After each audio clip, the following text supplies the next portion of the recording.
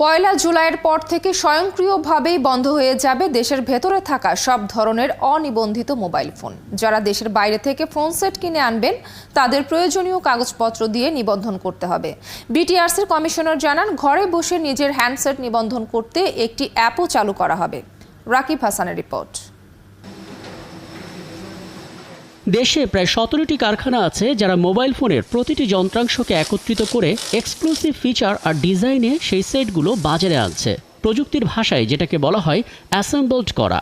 বাংলাদেশে বর্তমানে যত বৈধ মোবাইল সেট ব্যবহৃত হচ্ছে তার প্রায় 98% এভাবে দেশের মাটিতে তৈরি হচ্ছে।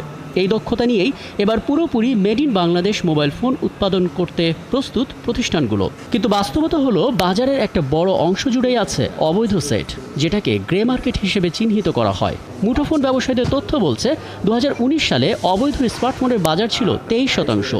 2023 সালে এসে এটি বেড়ে হয় প্রায় 40%।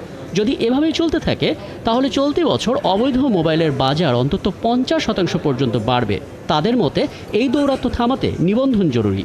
15 ডেজ অথবা 30 ডেজের জন্য একটা পোর্টেবল সুবিধা দেওয়া যেতে পারে, যে এই 30 দিনের মধ্যে যদি রেজিস্ট্রেশন না করে তাহলে সেটা ইনঅ্যাক্টিভ হয়ে যাবে। এবার অবৈধ সেটের এই বাজারকে শূন্যে নামিয়ে আনতে চায় বিটিআরসি। ডাক, টেলিকম ও তথ্য প্রযুক্তি প্রতিমন্ত্রীর উদ্যোগে আগামী 1 জুলাই দেশ জুড়ে শুরু হচ্ছে national equipment identity register NEIR কার্যক্রম।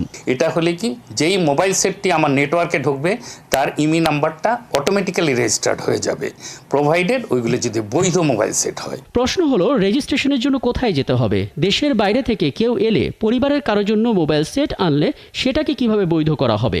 আমাদের একটা অ্যাপস দেওয়া থাকবে, ওই অ্যাপসে তার যদি প্রপার ডকুমেন্টস থাকে, তার ভিসার প্রুফ থাকে, তবে সে অটোমেটিক্যালি ওই অ্যাপসে ঢুকে তারটা রেজিস্টার করে নিতে পারবে। বিটিআরসির মতে 1 জুলাই থেকে যে নিবন্ধন প্রক্রিয়া শুরু হবে তাতে করে দেশীয় শিল্পের বিকাশের পাশাপাশি চুরি যাওয়া মোবাইল উদ্ধার, অপরাধীদের চিহ্নিত করা এবং রাজস্ব আয় বাড়বে।